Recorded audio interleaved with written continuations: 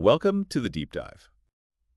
Okay, so today we're really getting into it with a specific piece of source material. It's an analysis of, well, an episode that's hard to forget.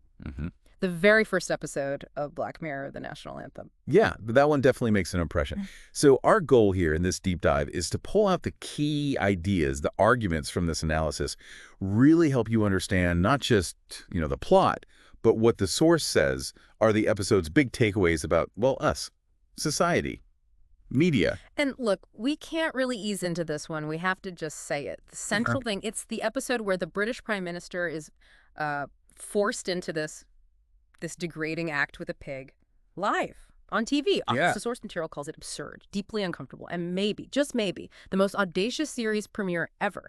You know right away this isn't going to be light viewing. Not at all. It's like they didn't just throw you in the deep end, they pushed you off a cliff into it. A statement, for sure. Okay, so let's quickly recap the main plot points, just based on what our source analysis lays out. It kicks off with a crisis. Princess Susannah, she's loved by the public. She gets kidnapped. Right. And the ransom demand. It's immediate, it's specific, and it's just grotesque. Aimed squarely at the Prime Minister, Michael Callow. He has to do that act. With a pig. Live on tele. Live. And the source really stresses this. The conditions are ironclad. No faking it, no stand-ins, no clever editing. It has to be him, and the world has to see it happen in real time. So the government's first reaction, according to the analysis we read, is basically disbelief. Dismissal. This is just too crazy. Exactly. They start scrambling, behind the scenes, trying to find the princess, looking at tech ways to maybe fake the feed, desperately trying to keep the media lit on it. But that's where it all unravels, isn't it? The source points out how the digital age just changes the game completely. The demand gets out, leaks online, presumably. And suddenly, the public knows. And everything the government was trying to do, contain it, control it, it just falls apart. Because people know, and crucially, people are reacting. The pressure shifts massively. It really does. It goes from being about the kidnapper to being all about the Prime Minister. And that pressure is just amplified by, well, everyone online. An unstoppable wave, kind of. And that wave, as the source puts it, it leads to this awful point where the unthinkable becomes inevitable. Not because it's the right move or strategic, but just because of that mounting public demand. Precisely. The source highlights this moment, this tipping point where the sheer weight of public opinion seems to leave him no choice. It's overwhelming. And then the twist, that final gut punch. Oh, yeah. The analysis points out she was released before the broadcast finished, before he even fully completed the act. Which means the whole thing. It wasn't really about the ransom. Not in the traditional sense. The source frames it as this calculated psychological setup designed for a whole other reason. Wow. Yeah, that just reframes everything. It wasn't just about saving her.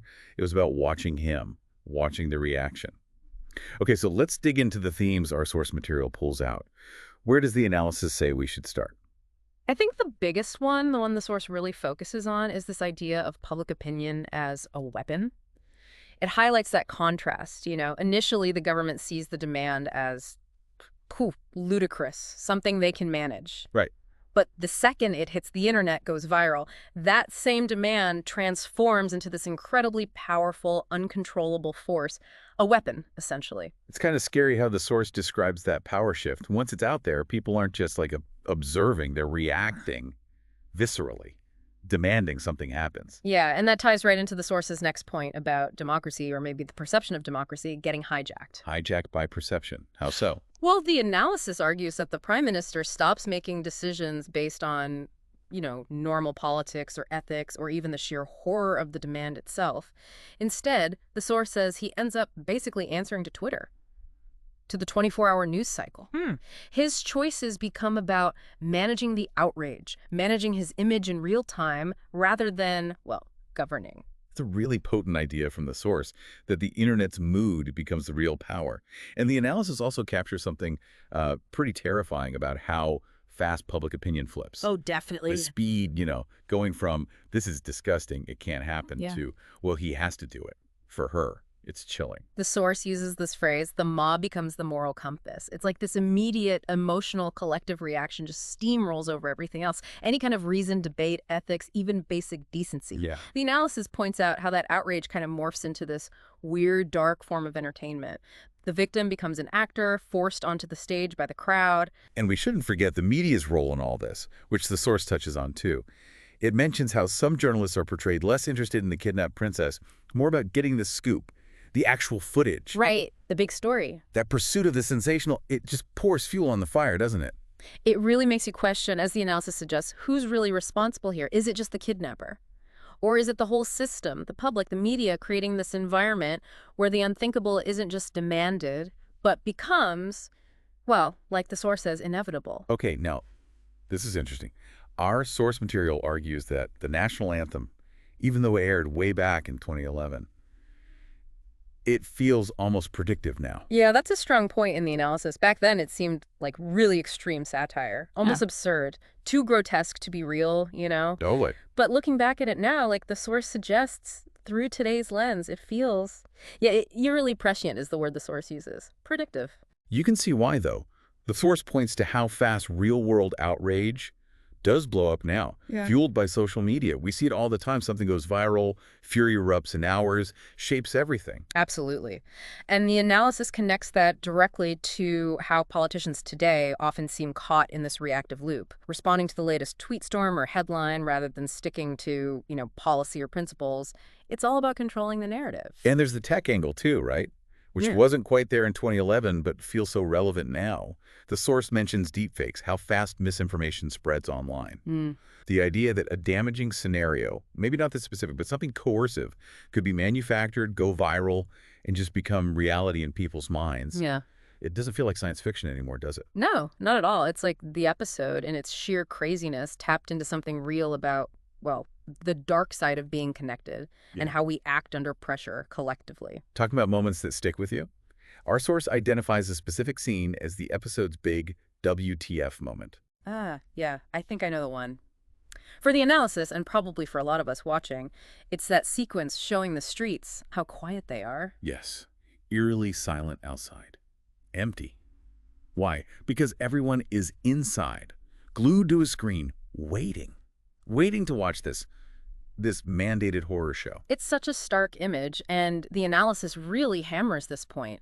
The real horror there isn't just what the PM is doing, it's the public's need to see it, or at least their inability to look away. The source calls that horror collective. It's about us, the viewers in that world, choosing to watch. It feels like the show just turns the camera right back on the audience, doesn't it? Makes you confront that potential voyeurism in yourself, that rubbernecking instinct. Yeah, that impulse to watch the train wreck no matter how bad it is. And that leads right into the reflections the source material offers about the ending and how viewers connect with it. So the analysis talks about the aftermath for Callow, the prime minister. Okay, he saves the princess, he did the thing, but the source points to how he looks, his wife's face. Something is clearly shattered. The analysis says, very bluntly, something inside him died. He's become this kind of public martyr, right? Made this unbelievable sacrifice.